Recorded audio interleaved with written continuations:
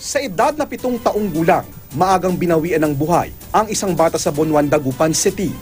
Agad kumalat sa social media na ang sanhi umano ng kanyang pagkamatay ay ang ininom niyang coco juice. Pero ang post na yan, isang maling akala. Base sa pagsusuri ng eksperto, sepsis, acute bronchitis at acute gastroenteritis with dehydration ang sanhi ng pagkamatay ng bata. Nalaso ng dugo ng biktima pero hindi dahil sa coco juice, kundi dahil sa matinding impeksyong dulot ng sepsis. Pakiusap ng kaanak ng bata.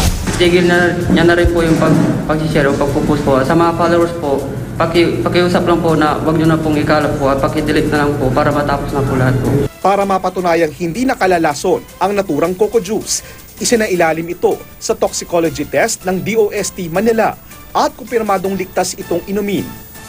Mensahe niya sa mga nagpakalat ng maling post. Maaari po talagang hahabulin po talaga sila ng company dahil nga po dun sa damage po na nangyari. Ininumpayan ng NBI Dagupan. Patuloy ang investigasyon. Pwedeng mahabol yan in violation of the anti-cybercrime law. Pwede natin habulin yung mga irresponsible post made on social media. Marami rin kasi nasisirang tao dahil dyan sa social media. JP Soriano, GMA News.